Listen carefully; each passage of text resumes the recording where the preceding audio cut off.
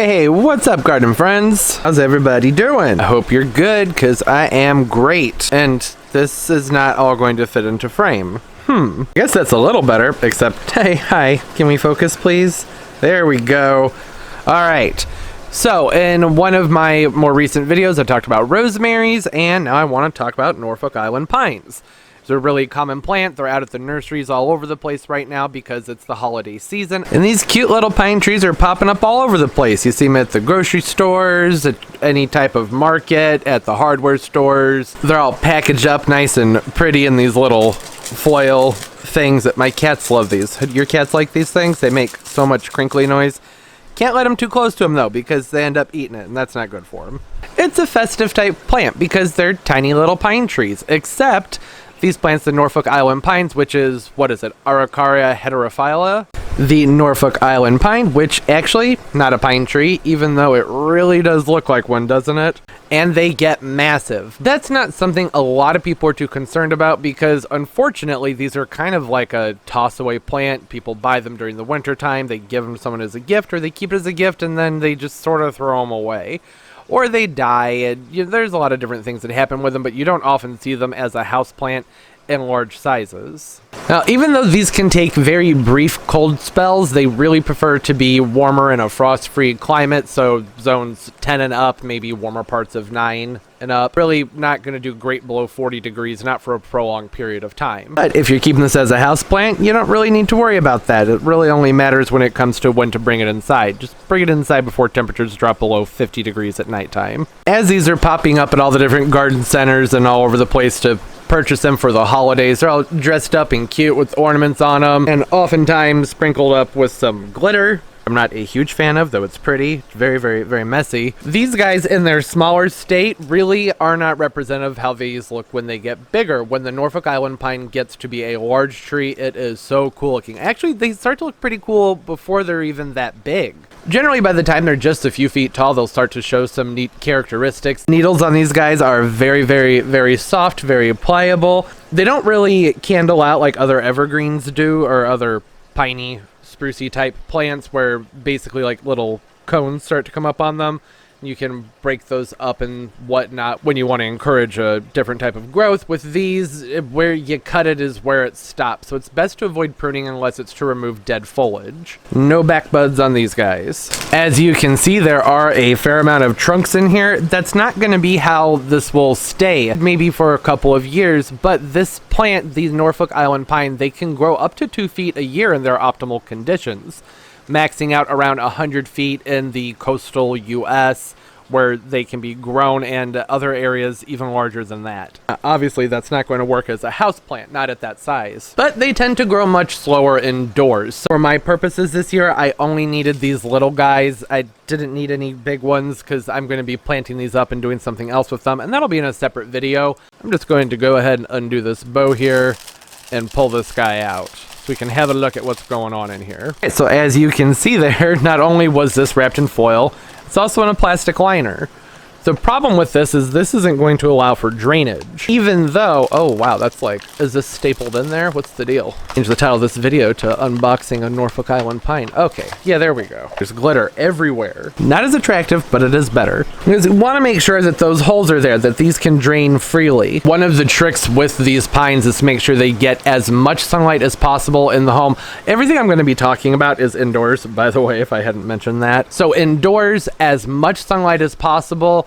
Generally from one direction is a little bit better, and then make sure that you rotate the plants every so often, maybe every other week, just to have more of an even growth on them. That's to not let them dry out for very long also. Probably no more than a day. You can just use your finger to do a soil test. If that top inch or so is dry, give it a good watering until that water's running all the way out the bottom of the pot. Sometimes with the Norfolk Island Pines, they will start to show that they need watering when it's too late. So if you're basing it off of how the plant looks, once they've started to kind of droop a little bit and brown out, sometimes it's too late. And one of the reasons it's so important that the water flushes through the bottom of the pot is to ensure that you're giving this plant a heavy drink. A heavy drink is important because these often have very weak roots. There's usually not a lot going on inside the pots when it comes to their root systems. It takes them a little bit longer, a few years, for them to start establishing themselves.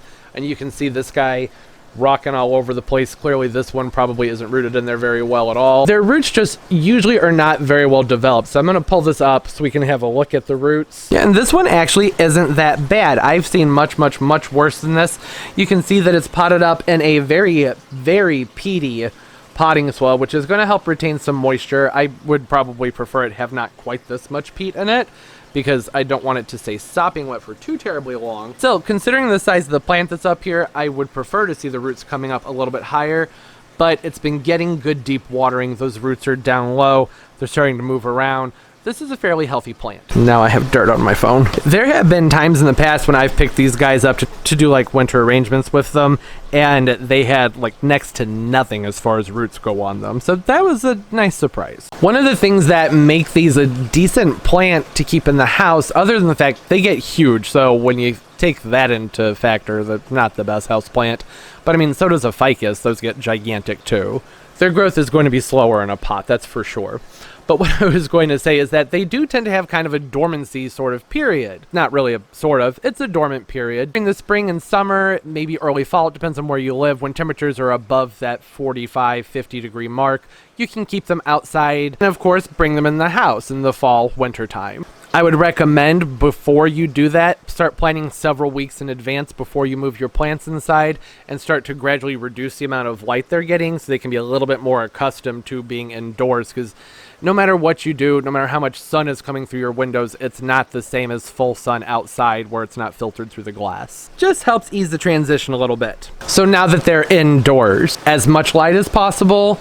Don't let them sit in their water, but make sure they are watered frequently. Placing a tray underneath them works really well. You can, like I've done in other videos I've shown, make sure you have gravel in them and that the pot is sitting above the water. That way there's water in there to evaporate and provide humidity to the plant. Having a more humid environment is going to help reduce browning on the foliage. If you live in a very dry area, like my winters are very dry here, spray bottles come in very nifty. Go ahead and just give them a mist every now and then. It's quick and easy, and it helps prevent those tips from browning, from their needles from browning out. Brown tips are usually a sign that they need more water. If you notice that the branches are starting to droop a little bit, that's also a sign that they need more watering. Yellowing also, that usually means more watering. Unfortunately, it also sometimes means it's been getting too much water. That's why I said to be safe, make sure that it's not sitting in something where it can't drain, like those foil packs. Foils make lovely packaging to give them away as a gift, but not for the longevity of the plant. That'll probably kill them. They don't want to be sitting in their water. It's not going to make for a very happy pine. Not pine, Norfolk Island Pine. All-purpose balanced fertilizer is usually what's recommended. Something like a fish meal fertilizer, they like that a lot too. I always like to talk about where do the plants come from. These grow in coastal areas and they are in rocky, sandy soils that drains very freely, but there are also areas that have a decent amount of precipitation normally. And that's why I've been saying they like that frequent watering, but they don't necessarily want to be sitting in it. They're used to water moving right through their roots. Since during the wintertime, they're indoors. I mean, not for everybody. You might grow these outside, but that's not what we're talking about here. They really don't need to be fertilized. I don't ever fertilize mine during the wintertime, partially because it's really hard for me to get enough light on these guys in the wintertime. I don't have any south-facing windows that have bright, intense light. And so what can end up happening is if you're fertilizing them and they're not getting the right amount of sunlight, you can actually start to get some really leggy and weird-looking plants. That leggy growth is occurring because the plant isn't getting the light it would get outdoors. It's not really inactive growth. However, it's receiving fertilizer, and that fertilizer is giving the plant the energy to go ahead and put on some growth, but the plant isn't necessarily getting the light that it needs to have stout, short, compact growth. Not that these are stout, compact plants, but in contrast to being a leggy plant. So they'll spread out, they'll lean and whatnot because you're giving them fertilizer and telling the plant, go on, grow, do your thing. But really in wintertime, it's best to just let them chill. Keep them watered and just let them chill. They'll be okay. They don't need fertilizing. Now, in the springtime though, you'll start to see some cute little, this actually kind of has some on it, which is probably just because of where they were grown. It'll start to push out some cute little green tips that'll start coming up from the very top of the plant up here. You can kind of see those little buds in there. Those will eventually, in the springtime, when this goes back into active growth, those will start to branch out and spread, basically form a whole new section just like you see right here, but up here. And then, so as soon as you start to see some type of movement in that top piece there, any type of change, that's when it's time to go ahead and start fertilizing. I don't typically keep these as houseplants because my aesthetic is more on the tropical side than on the pine tree looking side. Even though these look really cool when they get bigger, I just don't often see them for sale in a larger size to start out with, so I don't really bother because, like I said, generally it takes them a few feet, about 3 feet, 4 feet tall, sometimes in 2 feet, depending on how they were grown, for them to start showing the really, really neat characteristics of why I think that these are such cool looking plants, why most people think they're such cool looking plants. If I stumble upon one that's the right price and a decent size, then I'll go ahead and get one because they look really cool. But for now, I mean, they're more gifts and for other people when trying to do something sort of fun and wintry.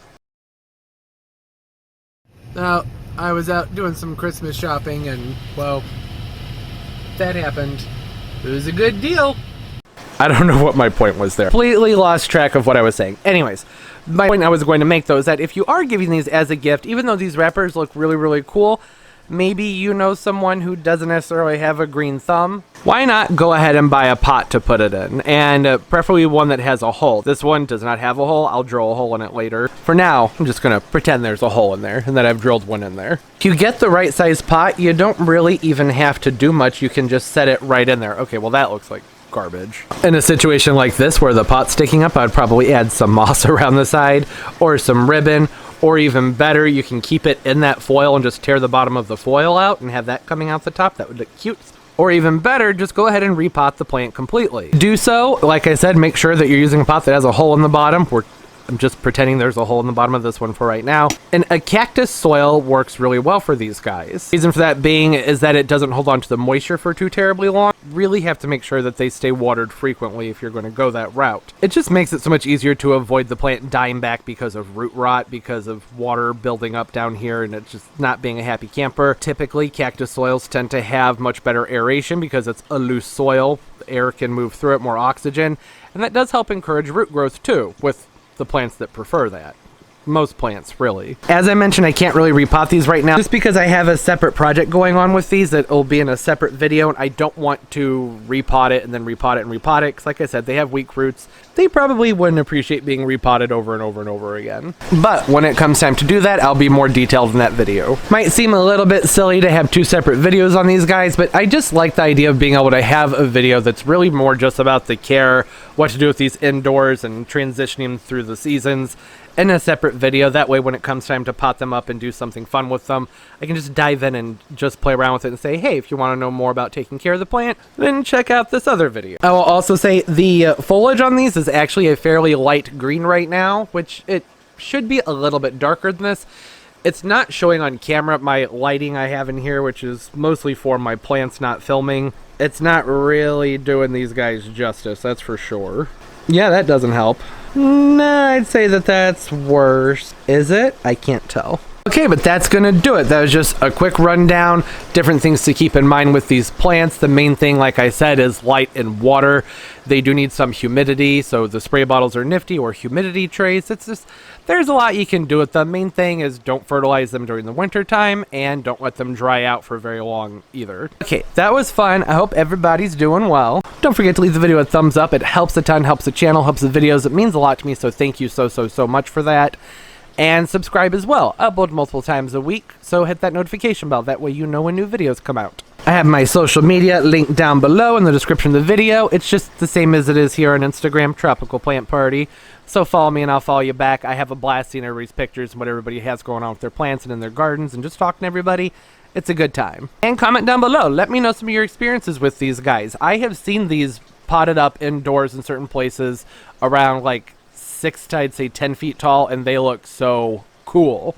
These really are not representative of how they look when they're big. I've said that before. I'm keeping my eyes open. Maybe someday I'll get one that's a little bit bigger. Yeah, like I was saying, let me know some of what you guys got going on with your Norfolk Island Pines. Some of your experiences, how have they done for you? These, like I said, tend to be kind of a toss-away plant. A lot of the times you're giving it to people as a gift, and then they have them for a few months, and then they die, and then it just goes into the garbage, which is sad and unfortunate. But they propagate from seed fairly easily, so I guess it's not the end of the world. It's just a little bit wasteful, but it just happens sometimes. And sometimes things like that can be an experience that leads people into buying more plants and learning about them and trying again. And that's always a good thing. All right, I have a ton of glitter to clean up. I hope everybody's doing well. And as always, everybody, and most importantly, keep on growing. Bye-bye.